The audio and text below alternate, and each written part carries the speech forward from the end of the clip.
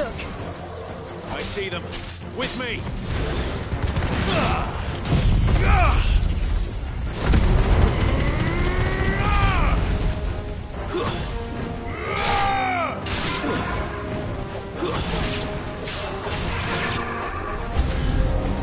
Should I try?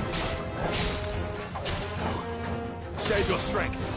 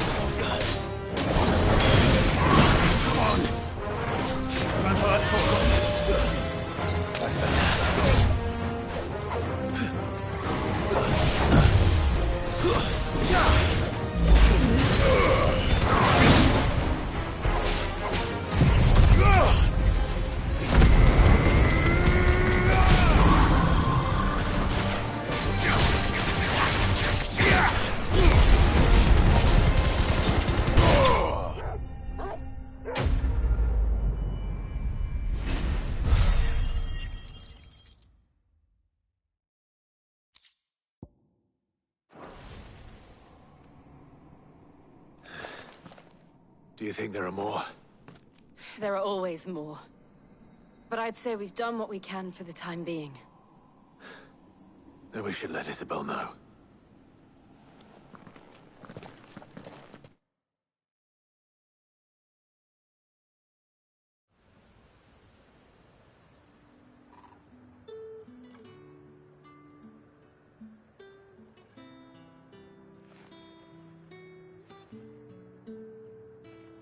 You have the town's thanks.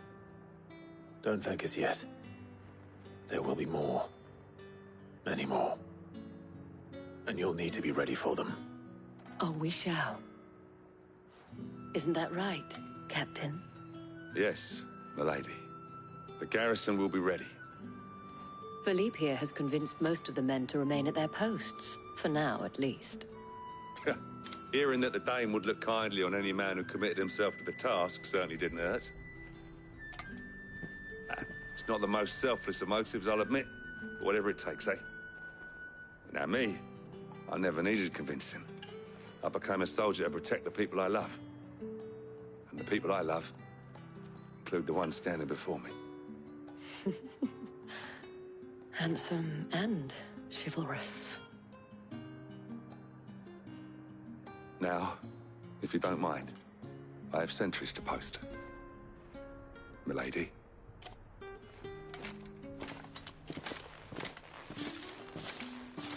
Lest you wonder, I'm not foolish enough to believe that this has solved all of my problems. But it has solved one, and that's one fewer than I had this morning. Thank you again, Clive.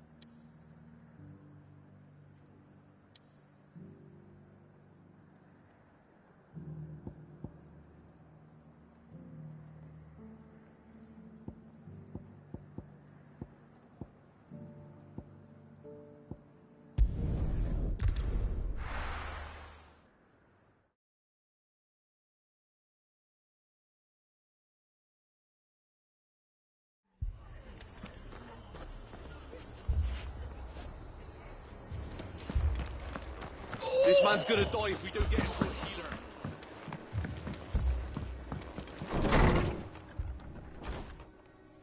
Martha. It's good to see you. And you, Clive. Jill?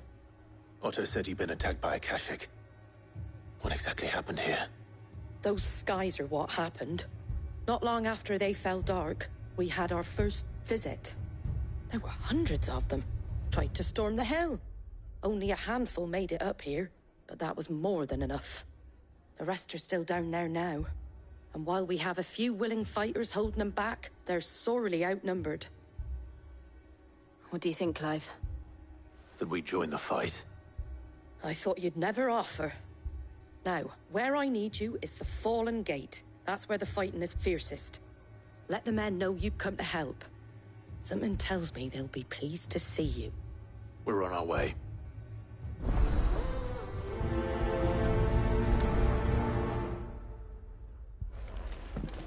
Do you think there were as many as Martha says? More.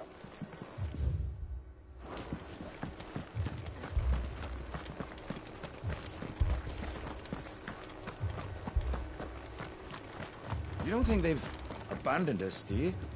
Them not. Not a chance.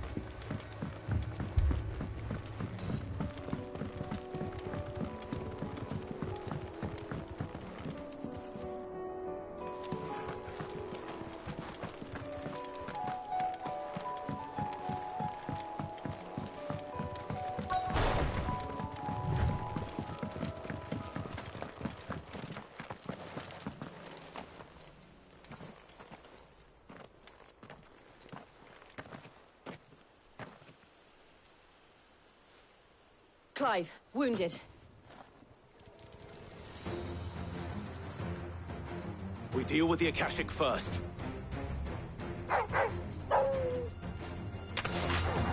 To me, Flames!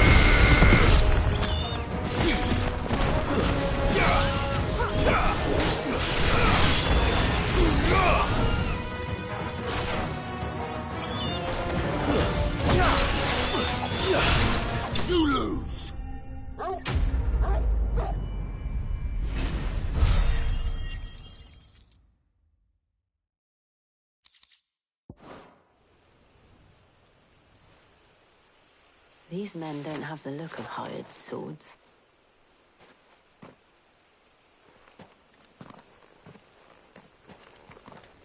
If you've come to rob this place, You are mistaken, my Lord Rosfield. We're here by Madame Martha's leave. how do you know my name? Forgive me, my lord. There wasn't time for introductions. We're with the Guardians of the Flame. Wade's men? But how did you come to be here? Where is your commander? Sir Wade left earlier with a scouting party to find out where the Akashic were coming from. Did he? Take your wounded back to the inn. Martha will see you're looked after. We'll join you anon.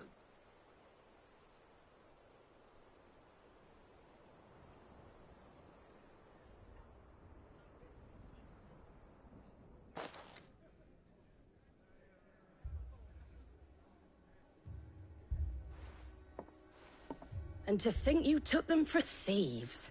A fine reward for holding off the horde, that is. When did Wade and his men arrive? Not long after Rosalith fell.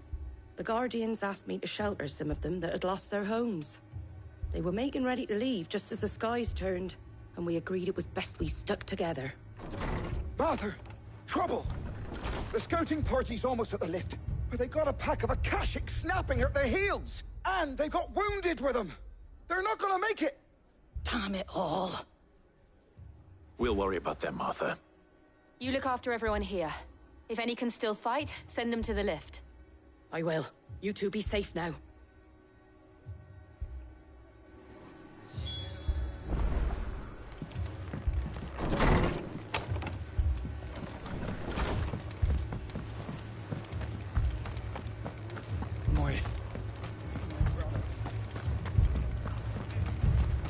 Mad dogs.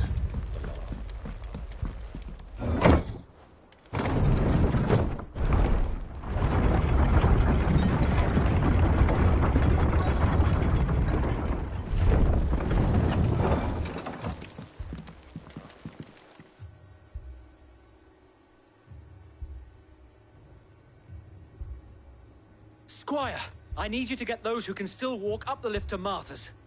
But what about... I didn't ask, Oscar. Sir. So Wade. Lord Rossfield. If you aren't a sight for sore eyes. Martha seemed to think you might need some help. And by the looks of it... We thought we could sneak by them. But we didn't know there would be so many. How could we have?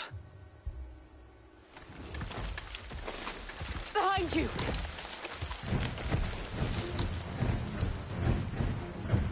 Damn it! We need to get the injured to safety. Do you think we can hold them off? We can certainly try. Are you with us, Sir Wade? Always. Then let's do our duty.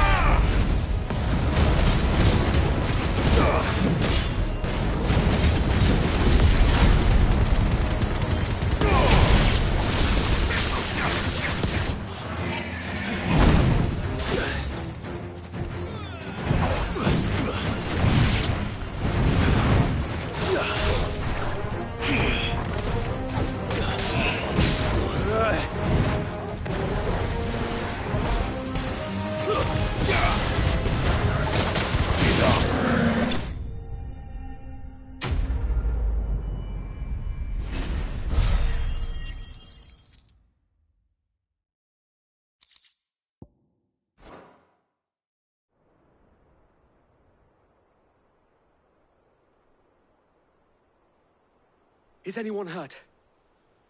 I don't think so. And yet again, you've pulled me from the flames. It's just a pity I keep walking into them. You've never been one to shy away from danger, Sir Wade. Like any shield worthy of the name. I see you're all in one piece. Martha! Is something wrong? The lookout saw smoke coming from down Eastpool way. Too thick to be a hearth. A second horde. Feel like finishing the job?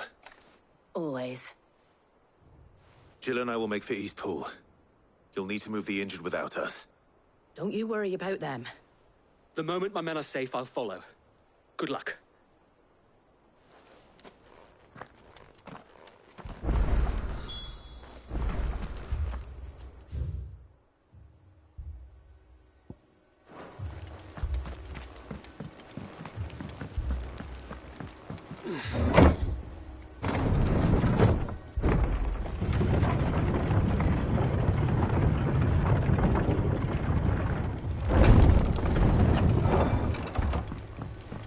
Mad dogs. My brothers. This man's gonna die if we don't get him to a healer. The Akashic attacked us out of the blue. And there's no telling when they might be back. You'd best keep that sword handy, Sid.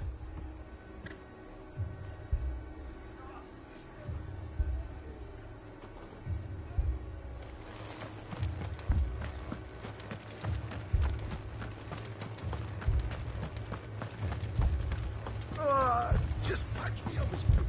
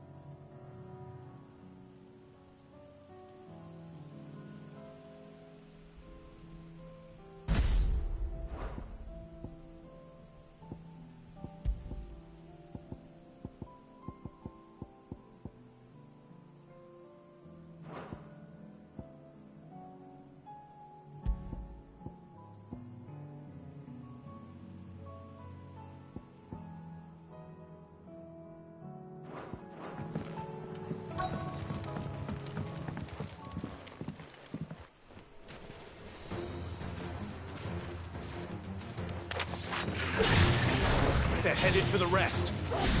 We have to slow them down. Martha and the others won't be ready.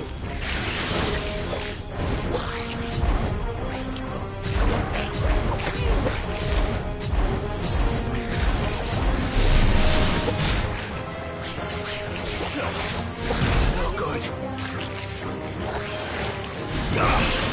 Fine hound. I needed that.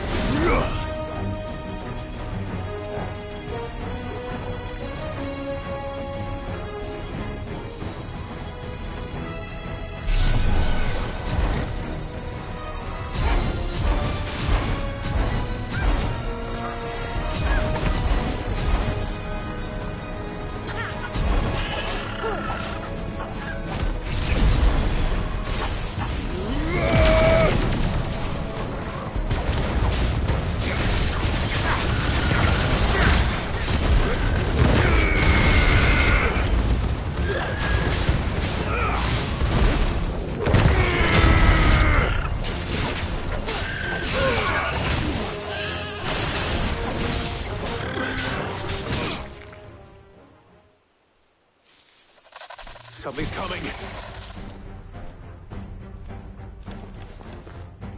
Apologies, my lord. Did I miss anything? Only the first round, Sir Wade. Shall we? Thanks, boy. I'll be fine now.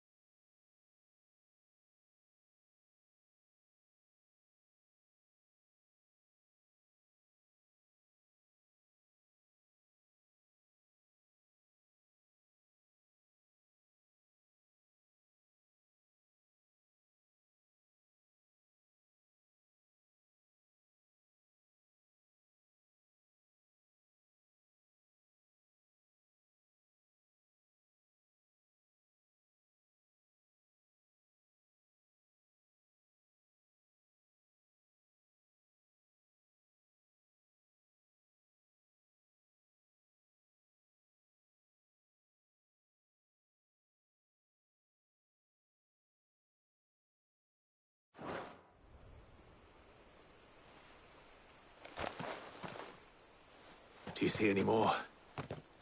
No. I think that was the last of them. But it won't be long before the next lot arrive. Then we make for Martha's while we can.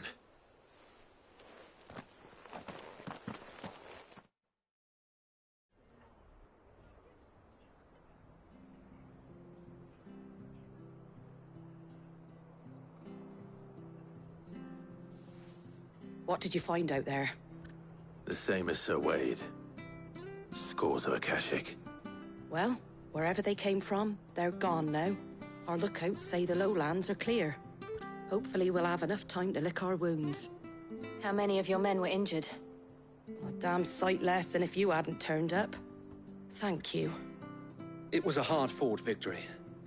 But as long as the skies remain dark, I fear the Akashic's numbers are only going to rise. It's not a matter of if the Horde will be back, but when. And whether that's sooner or later, we'll need to be ready. The inn here affords a good view of the land, and is easily defendable. I'd like to make this one of our outposts. What do you say, Martha?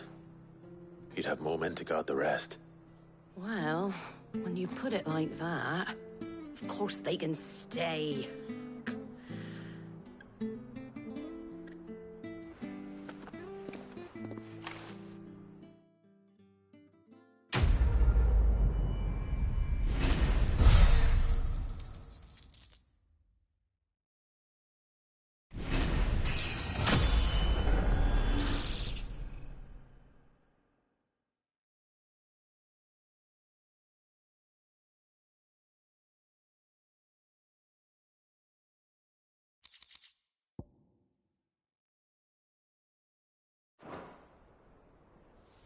My lord, there's someone I'd like you to meet.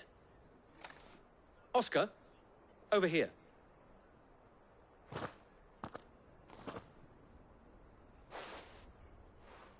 It is an honor to make your acquaintance, Lord Rossfield. I am Oscar. Oscar of House Murdoch. Murdoch? I wasn't aware the Lord Commander had children. Oh, he didn't. But his brother, my father, did. I am Sir Rodney's nephew. Well, go on, then. It's not for me to ask him. Yes, Sir Wade.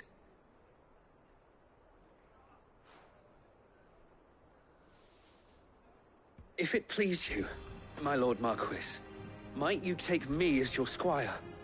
I would learn the duties of a shield from the finest. I'm sorry to disappoint you, Oscar, but I am a shield no longer. Nor was I ever the finest. And spending time in the company of an outlaw hardly seems a fitting education for one aspiring to take his oaths. My Aunt Hannah once told me that a man is not defined by his title, but what he does in its name. You have accomplished much since taking on the mantle of Cid, winning no little honor in so doing. And I would sooner serve under an honorable outlaw than an unworthy shield. Not that Sir Wade and the other Guardians are... I mean to say that, they're... It's all right. We know what you mean. There is only so much the boy can learn from me, my lord. But a squire... Would that really be so bad? You were a squire once. And I'm certain Sir Rodney would approve.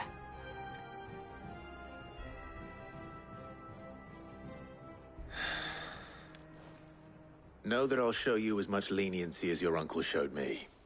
I would not have it any other way.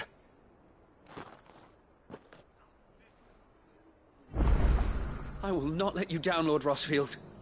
You, or my uncle. We shall be staying here for the time being, and not just for the ale. I'll have one of my men escort Oscar to Benimir once he's said his farewells.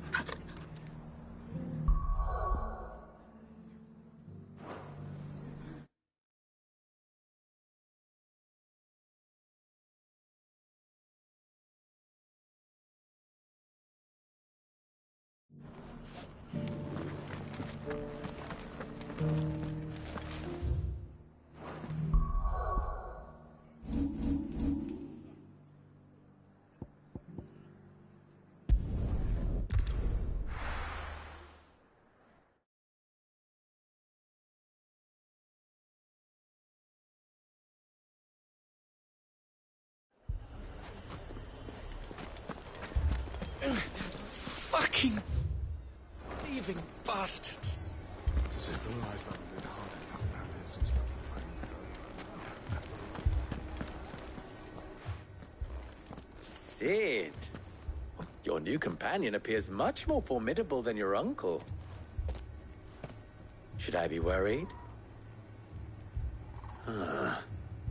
You haven't been introduced. Jill, Clive has told me much about you. All lies, I'm sure. Your Stolas said that Dalamil has a bandit problem.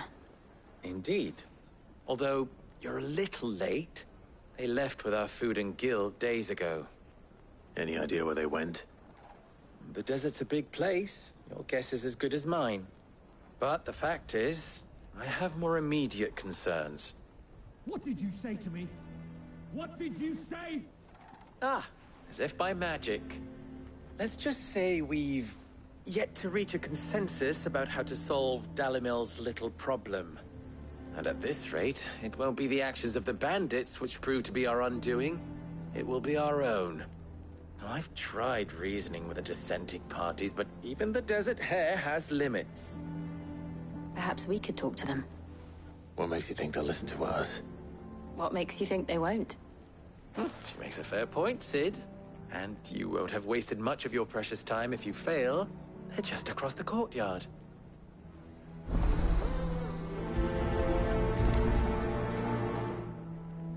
Suppose we just follow the shouting.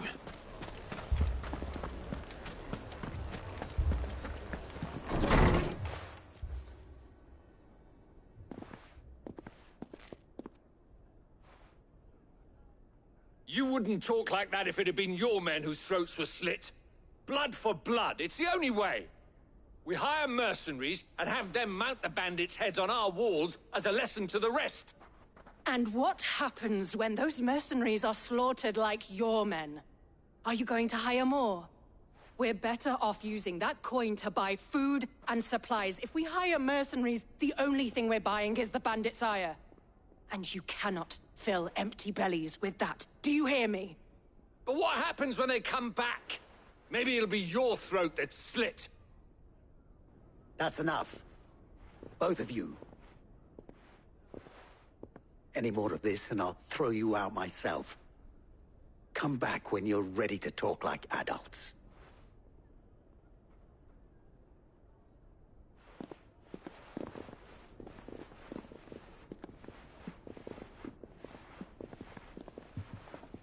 Victor? What's he doing here? Sid. And Lady Jill. What brings you here? I was about to ask you the same thing. Costness is in chaos, and the markets have all but ceased to operate. The Briar's Kiss here in Dalimil is the only place I can reliably obtain supplies. I was here to do just that when Master Lubor told me of his troubles. He thought I might be able to talk some sense into these fools. But if you're here, I suppose his patience must be waning. Who are those people? Those were the thorns in Lubor's side. And the reason this place might be headed the same way as Costness. It's these accursed skies. The darkness is enough to drive a man to madness. Or an entire city, for that matter. We're still working on the skies. But in the meantime, perhaps we can find a solution to Dalimil's problems. I hope so. For all our sakes.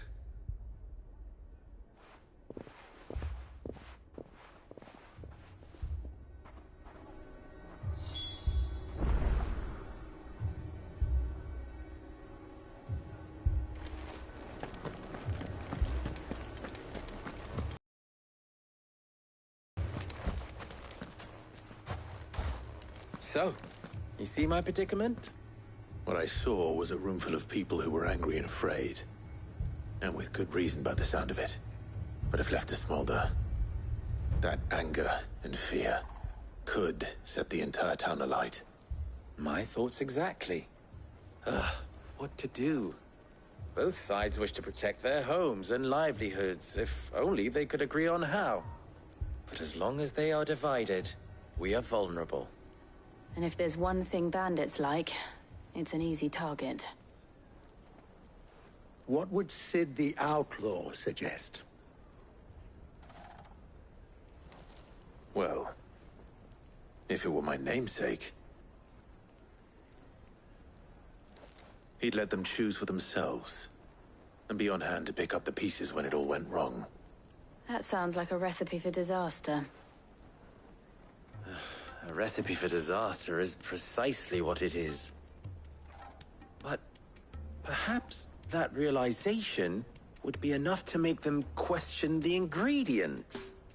While it's plain neither Conrad nor Natalie will countenance the other's proposal, it may still be possible to make them doubt their own. Before presenting them with a third option. And that would be? To pool our resources and save the city ourselves. Why fight each other? When all that fear and anger can be directed at the bandits. It appears we have a plan of action. Victor, pay Conrad a visit. See if you can't convince him of his folly. I'll speak with Natalie. As you wish. Your faces are not well known in this town. that may prove useful. Don't worry, Victor and I will do most of the talking. You need only play along. Play along? What he means to say is yes.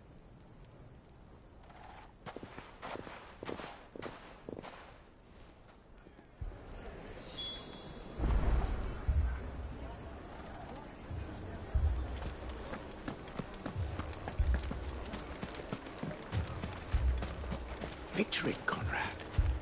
Your own city guard, with you as captain.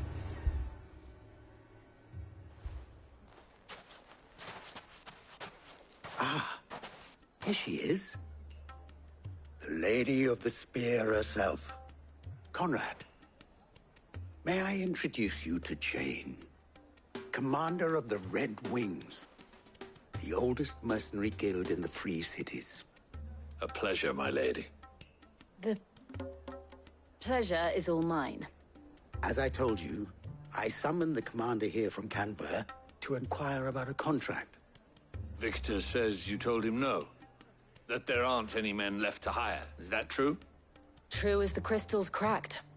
Nobles came and claimed every last one worth his salt. And not just from us Red Wings. You know of the 7 high houses. There must be 2 swords assigned each one. Granted, we have a few boys left.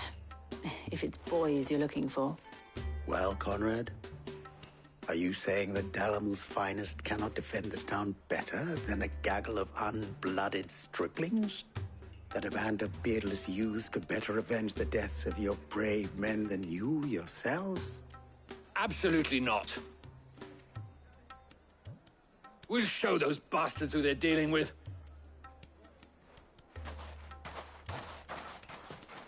I can't believe that actually worked. Conrad's not what you called the brightest candle in the crypt. And there's a reason why I had you do the talking and not Sid. Well played, my lady.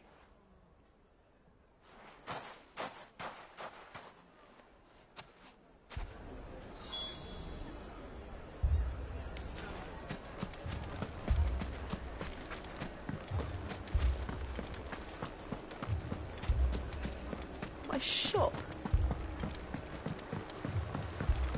If I had my pickaxe, I would... I mean, it may still be possible to buy something, and we may yet be allowed to keep it.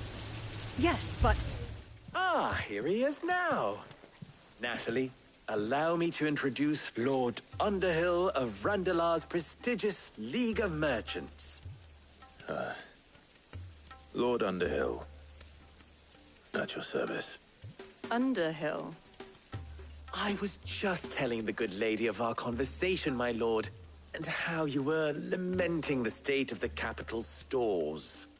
Lubor says that not only are the granaries almost empty, but that war and the Blight mean this season's harvest won't be enough to fill them for winter. Indeed, certainly that is the case. The nobles in the capital are buying up the city's stocks of barley and wine, driving the prices higher than most commoners can afford. It is only a matter of time before the peasants revolt. It is worse than I thought. If what Lord Underhill says is true, I fear we have little hope of supplementing our stores, meager though they regrettably are. And while I applaud your endeavors to dissuade our more bellicose citizens from seeking vengeance, I sense Conrad is not wrong in his assessment of the bandits' likely return. Which means that now, more than ever, we will need to secure what little we still have. Food, weapons, herbs, everything. If our humble town is to endure not only this hardship, but those that are certain to follow, we must stand united. All right. If it will help to protect my home, I'll do it. But you needn't have gone through this charade.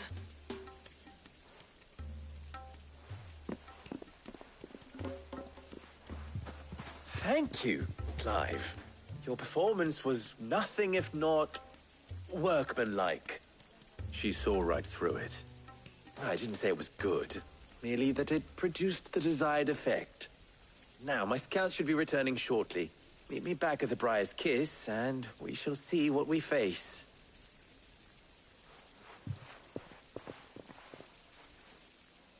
I'm not convinced our roles in this ruse were entirely necessary. I don't know. Conrad seemed quite taken with you. Mummy, I'm scared. Oh. Fucking thieving.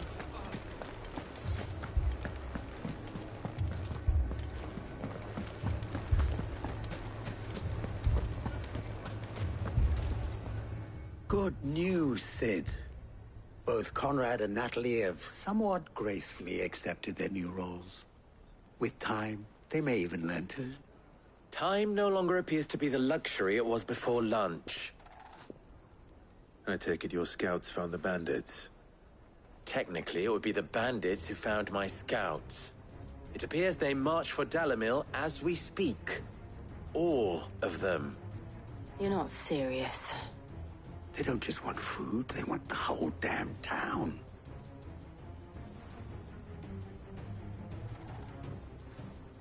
I have a favor to ask. I'm told the bandits march in two groups, one from the south and one from the desert, in a move doubtless intended to stretch our already gossamer-thin defenses. Very well. Jill and I will meet those from the desert. But what of the rest? The rest, my friend, the city shall fight. Together. The stakes, I concede, are high. But if this does not unite Dalimil, nothing will. That is a lot of faith to put into those who had their hands around each other's throats but a moment ago. Then it will be for us to see that their hands are kept occupied. And I do mean us. I thought you might say that. We'll hold them off for as long as we can. And we will do the same.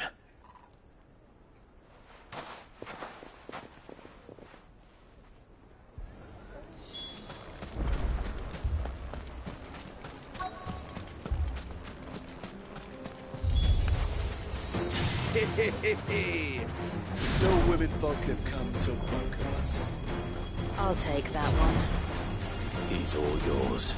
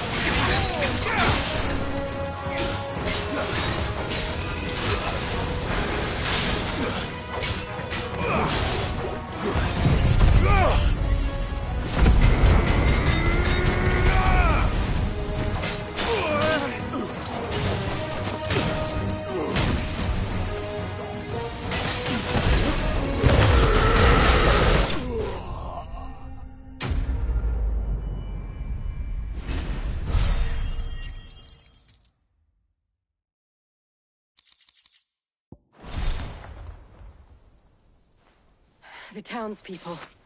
Could they have held out? I don't hear any fighting. What do you think?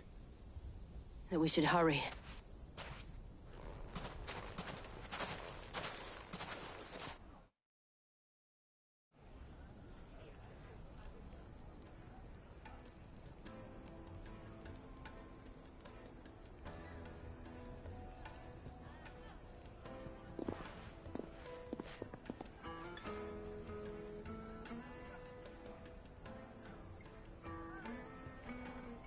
Natalie, I owe you an apology. You did well out there. The inn would have been lost had you not held the line. Without you, there would have been no line to hold. You saved us, Conrad. You saved Dalimil. We all saved Dalimil.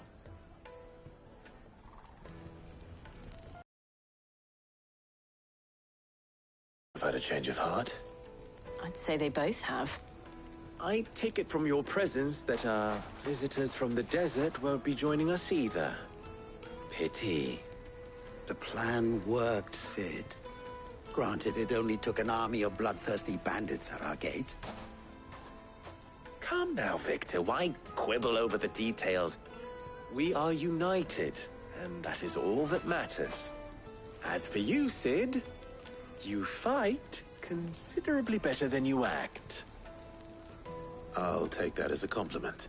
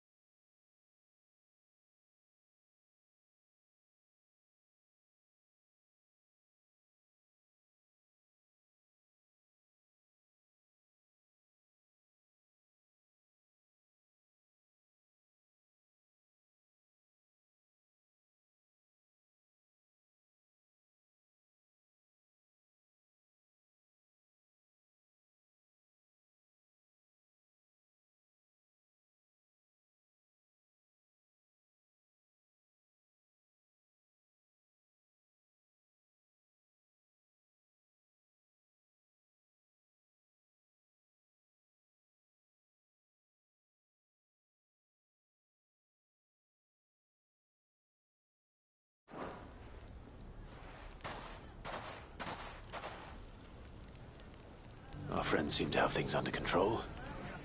For now, at least. Let's go and put Otto.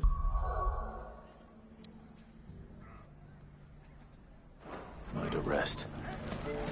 So, where did you learn to... The bandits, maybe. Mummy? The gentlemen of the town guard.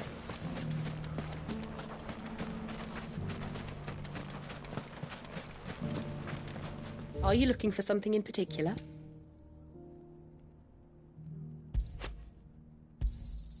Here you are.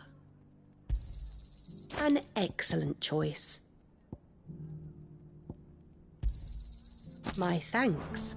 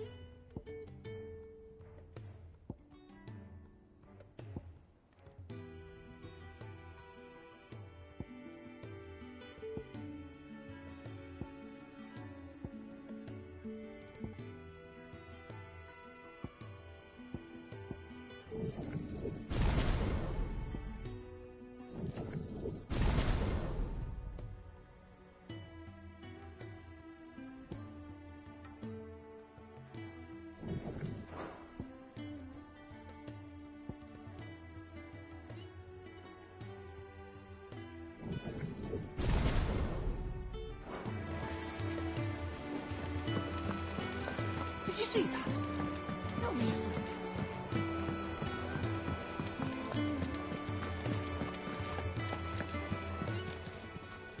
How may I help you today, Clive?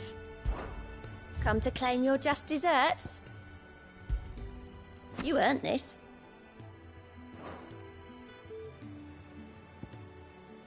Come again. I may have...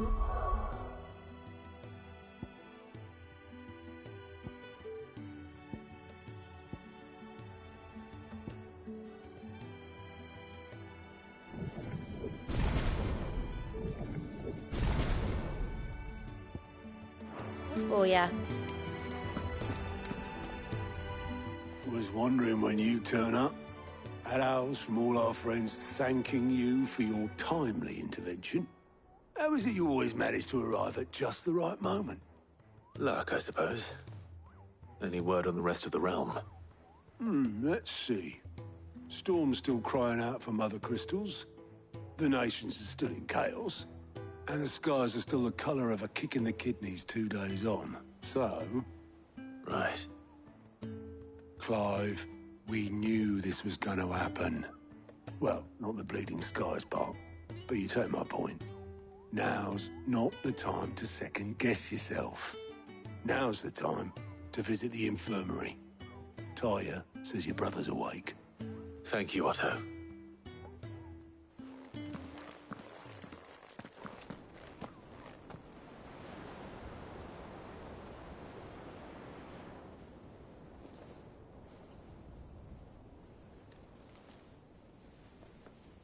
So it was not Sylvester, but Olivier who served as Ultima's puppet. And when Dion learned of this, he sought to slay the fiend.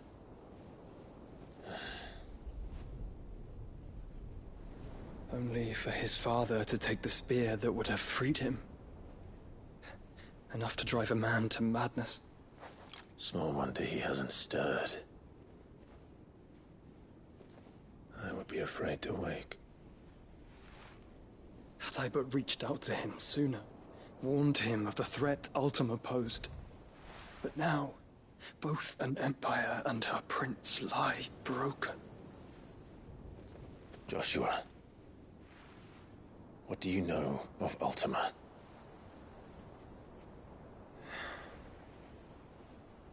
Very little, I'm afraid. Despite my best efforts. 18 years ago, as I lay buried beneath the rubble of Phoenix Gate, 'twas not death who came for me, but another. And it was while in my rescuer's care, I first heard of Ultima. I've been chasing his shadow ever since. Ultima is driven by some deep, dark purpose, and for whatever reason, it would seem you are crucial to his designs. He will stop at nothing to have you. Even if that means toppling an empire. But why me? What possible use could I be to such a creature? That is one of many answers that have eluded me. Yet, I am certain of this. It is not mere chance. You were chosen for a reason.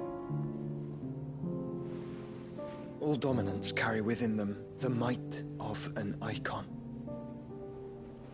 Nigh limitless power that is at once acutely limited. I wield fire, and only fire. And I only ice. 8 wardens for 8 elements. But you, Clive. You are different. You're special. Your abilities begin with the flames of Ifrit. But they do not end there. The fact Ifrit can even exist goes against everything we thought we knew of dominance. Perhaps Ultima has been waiting for one such as you, whose potential is truly limitless. I've encountered that thing several times now. If it or he, as you say, needs me, why hasn't he claimed me as he did the boy?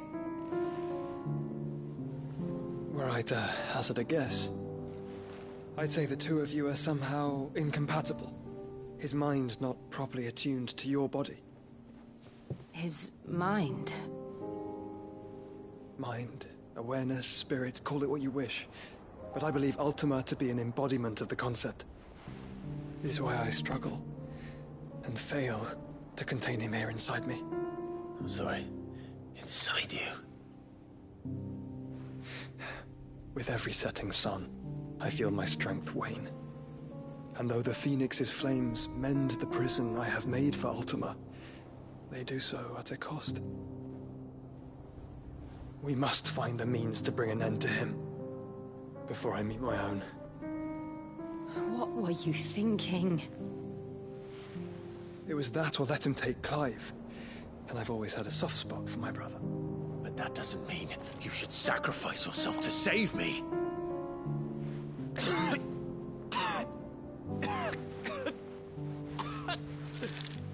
Joshua! Clive! It's Gav! There's an army of Akashic at the gates of Canver.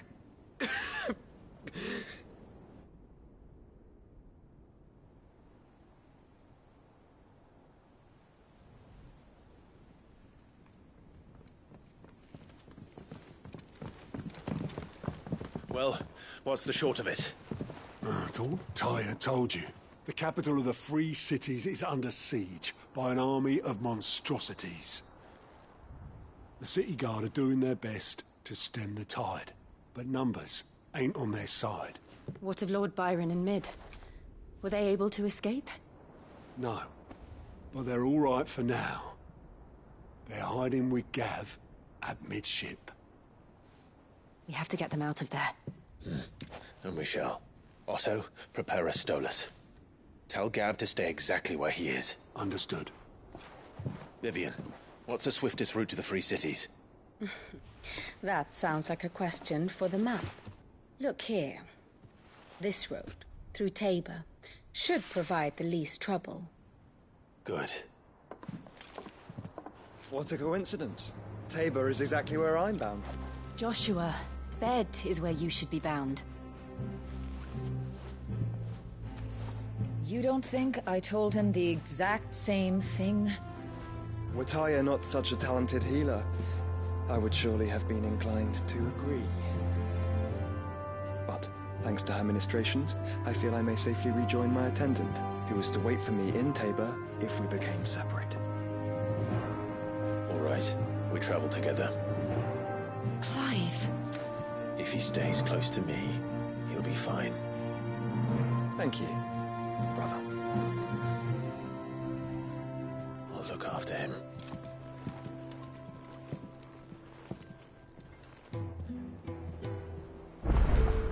My attendant was with me in the Dominion before I primed. She would have watched the battle unfold and witnessed its outcome.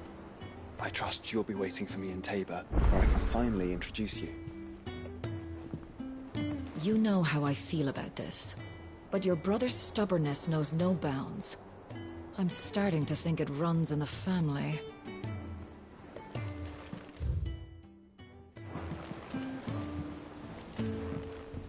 Clive.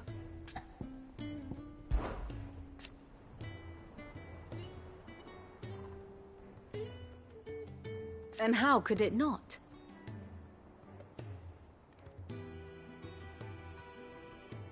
But are we any better?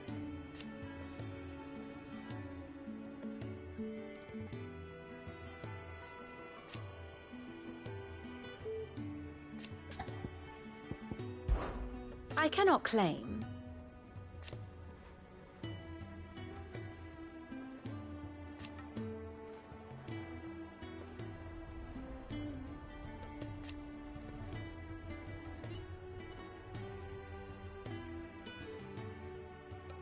Such are the wages. Ironic, then.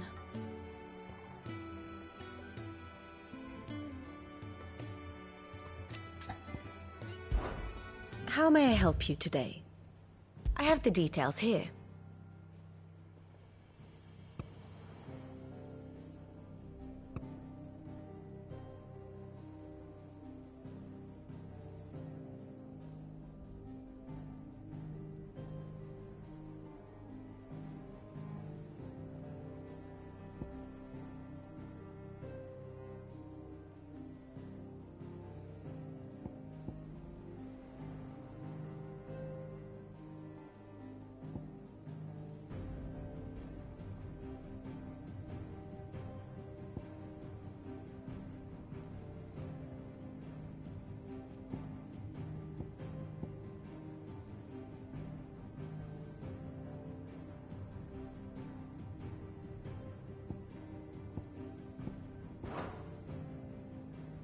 One must understand one's place in the world.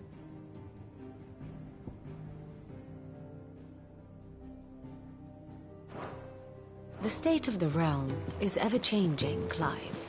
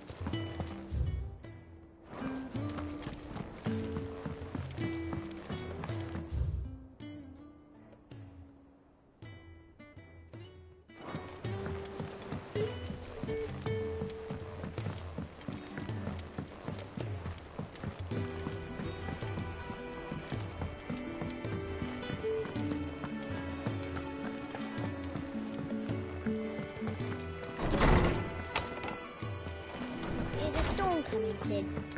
Will there be... Sid, perhaps you can help me solve a mystery. I can certainly try. Who's gone missing this time? It's not who, but what. Mid's scales, the ones she made for her workshop. I borrowed them to teach the little ones about weight, and shortly after the lesson, well, they vanished. My first thought was that they'd taken them off somewhere to play, but when I asked, they swore they had nothing to do with their having disappeared. Which almost certainly means they had everything to do with it. Perhaps a visit from Sid will jog their memories. I think it just might. Thank you. I don't like to imagine that my pupils would lie to me. But if they have, I'll have no choice but to discipline them accordingly. They were in the atrium when I last saw them. As always.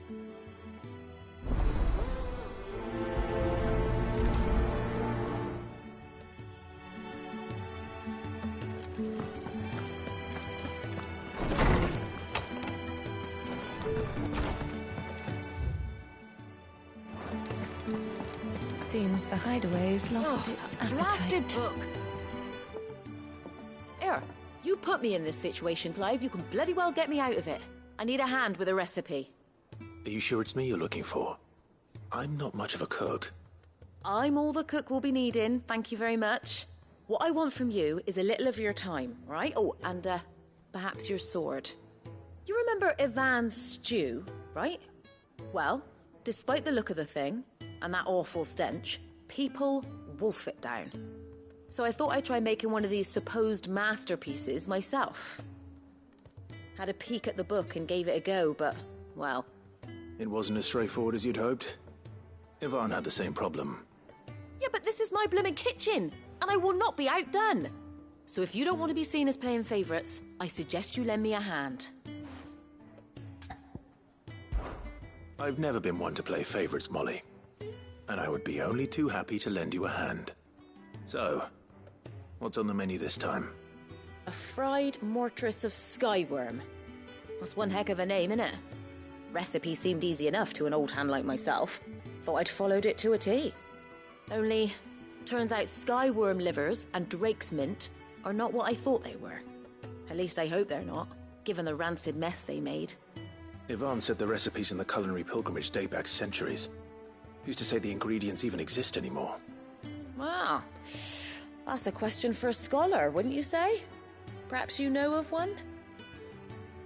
Kindly old fella who haunts the shelves, maybe? Fine. I'll go and speak to Harpocrates. Perhaps he'll know something. And if he does, I'll see if I can find your ingredients for you. You do that. Lest we forget, you've got a reputation to uphold.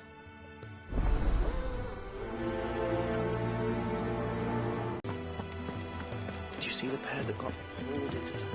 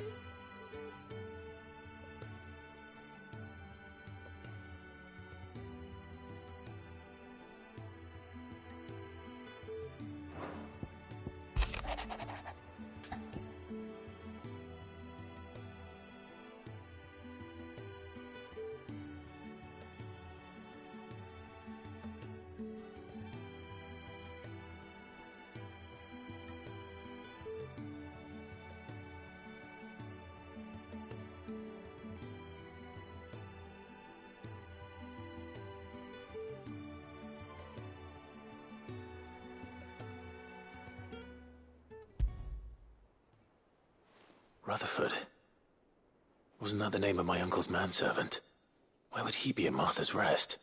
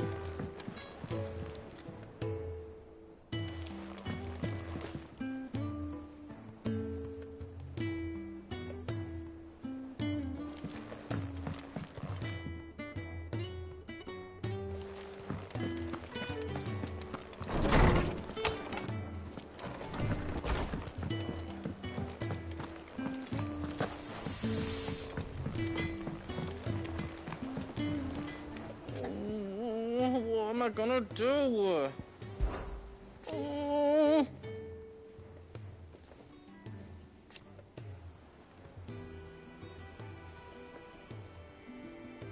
But no more.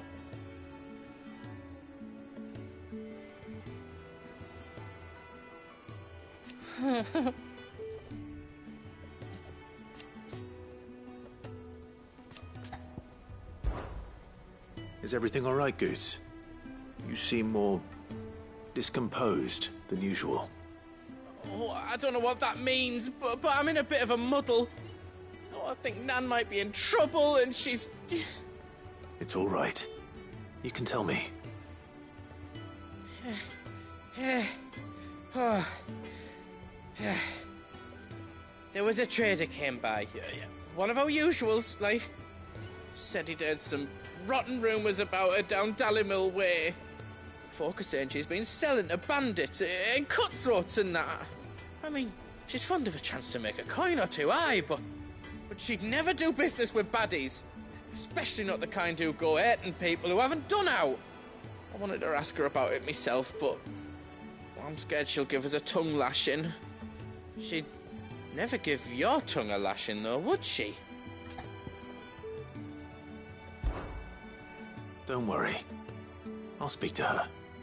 Oh, thanks, Clive. You'll let me know what she says, won't you? Of course. I'm sure it's all just a misunderstanding.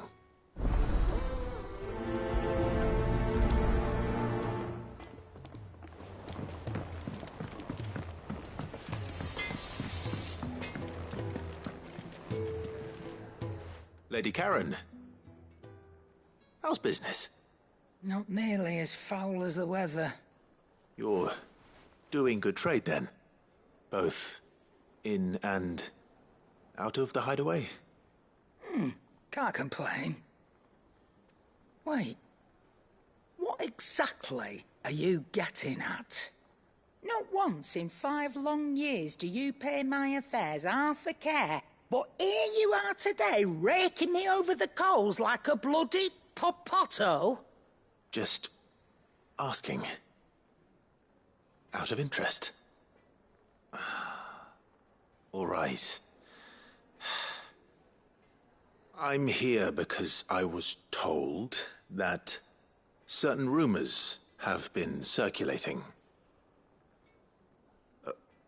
About you selling weapons to brigands. Oh, are you? And who was it who knows me so well as to tell tales of my evil exploits? I didn't exactly hear firsthand. All I know is that someone in Dalimil has been spreading word to that effect. And what? You believe it? You think I'm profiting off the blood of innocents, do you? Look, I've done things I'm not proud of. Might be there were a time when I turned a blind eye to the wretchedness of the world so I could line my pocket. But that woman is no more. And you'd know that if you'd ever paid the slightest bit of notice. You're right, Lady Karen. I apologize. It was wrong of me to doubt you. No, it was. Now, I reckon you've got better things to do than pointing your do-gooding finger at a poor old woman. Of course. Good day.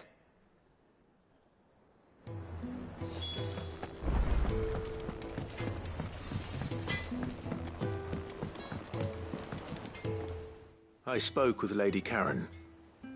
What did she say? That the rumors were unfounded, and that I was a fool for thinking they might hold any truth, along with some other things that made her feelings clear. And while it sounds like she may have done things she regretted in her past, she says those days are behind her. Oh, well, that's good. I knew Nan wasn't caught up in out bad. But why would people say she was? What did she ever do to them? It's not right. No, it's not. But people do things for all sorts of reasons. Perhaps we'll never know. Well, I'm going to find out. That trader, he said they were all talking about her in Dalimil. So that's where I'm going. I'll find someone who'll tell me, you'll see. Are you sure that's wise? Whoever's spreading these rumors means Karen ill. Oh, right. But that's why you'll be coming with me, isn't it, Clive? I suppose it is.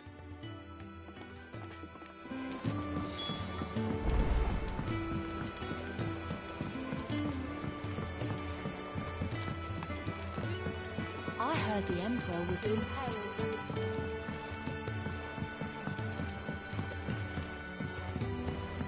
We're all gonna die! You hear me? What do you reckon we should do? I say we should just tell Miss Shirley. You'll get us all straight. I'm telling you, I can fix them.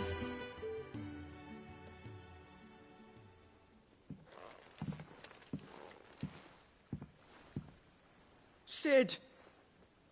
Hard at your studies, I see. And what is that? It's not a set of scales, is it? No. Of course it isn't. Well, not anymore, it's not. Oh! And just how long hasn't it been one? We're sorry. But we didn't break them. We dismembered them. Just like Miss Mididol showed us. Miss Mididol? And why would she have you dismembering her creations? Because that's the only way to become a ninja-near.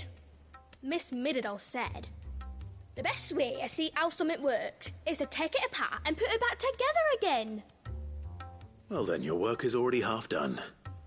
Carry on. About that. The taking apart was easy enough, but it's the putting back we can't work out. Speak for yourself. The heavy thing goes at the bottom. Then...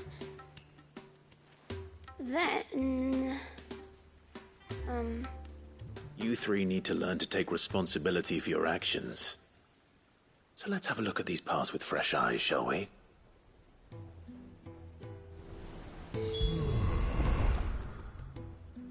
All right. Everything here was once part of Miss Mididol's scales. Every piece has its own role to play, and each is just as important as the others. If even one of them is missing, the scales won't work. So let's think about what those roles might be. You already know one of the pieces. The body. Its role is to support everything else. But what of the others?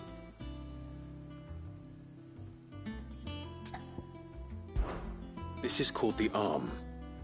Why do you suppose that is? It doesn't look much like an arm. You're right. It looks more like a wing. Like a chocobo wing! You've ridden a chocobo before, haven't you, Sid? Will you teach me to ride one day? I'll think about it. Now, what do arms do? Hold things. So wait, maybe this arm holds things too? Good thinking. You're on the right track.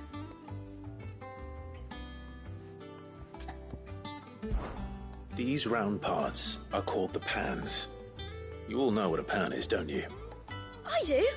Molly uses them in the kitchens to fry bangers. But these aren't for frying bangers, you idiot. They're for weighing stuff.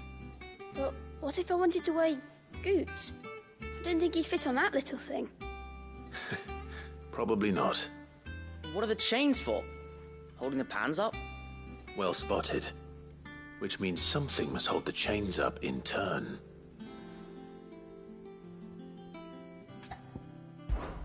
This tiny piece is what's called a cogwheel, or gear. Have you ever seen one before? I have. Miss Minidole's dungeon is full of them. Most are on the floor. She puts them in all her inventions. They spin round and round and round and round and...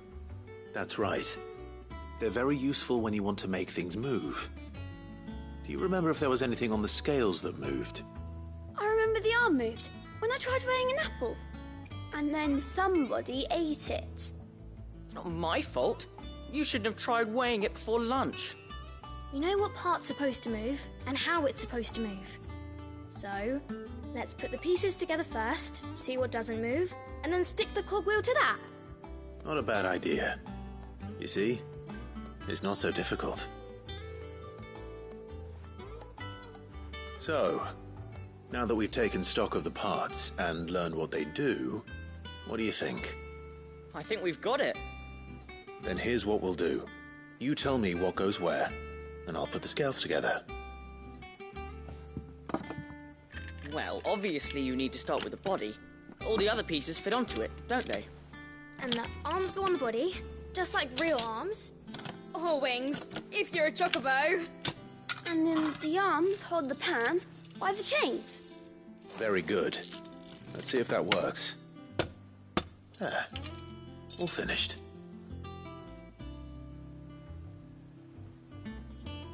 Yes! We did it! Well, with Sid's help.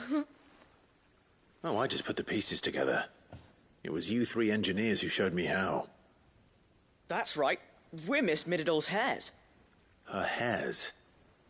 Yeah, hares for the future. She's showing us her secrets now, so we can help out the hideaway when we're older. What do you think, Sid? Are we almost ready? With a little more help from Miss Mididole and Miss Shirley, I'd say it won't be long at all. You hear that? It won't be long. Until then, though, do try to be honest with Miss Shirley.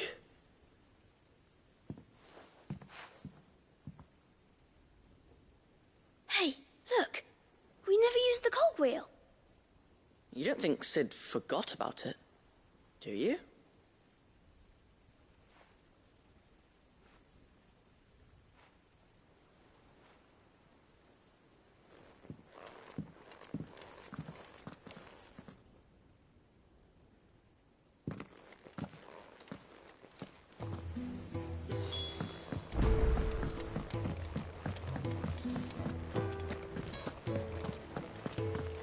The girls here can have Otto and Gav and Gareth and Cole and all the rest. My heart beats for another. Now, if only Lady Taya would let me into the infirmary to see him.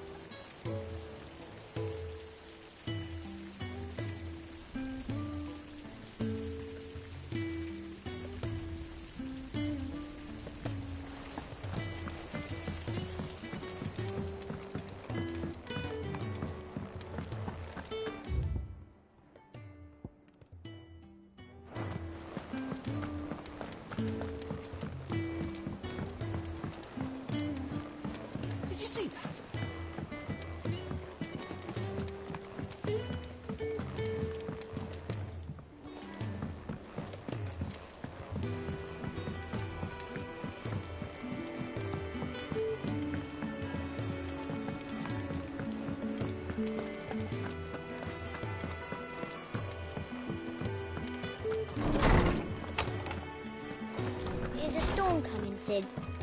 Will there be... Well, did you solve the mystery? It was as you thought. The children had the scales, or the parts of them at least. They dismantled them to see how they worked. Oh, no, Mid will have my head. Thankfully she won't. This might even have been her idea. Although I was the one who ended up teaching the lesson. I'm so sorry, Sid. I know how busy you are. I shall see that the children are properly punished. Please, there's no need. Mid seems to have taken the three of them under her wing. She's even calling them her heirs. She'd have them follow in her footsteps. And her father's. I see. Sid, do you know why Mid has been spending so much time at the hideaway of late? She told me it was because her studies have been interrupted by events in Canva. Is that not true? No, it isn't. The university offered her a commission. In exchange for full tuition, room and board, they asked her to oversee the design of several new war engines. To anyone else it would be an opportunity, but to Mid, who lost both her parents to war, it was a bitter pill. One she was none too keen to swallow. But that should come as no surprise. She's only ever cared about bringing people hope. The very last thing war can be said to do. Which explains her heirs. She's working to give them a better life. And so should I. What's the odd engineering lesson? Ah, you've given them far more than that. And I'm sure they're very grateful.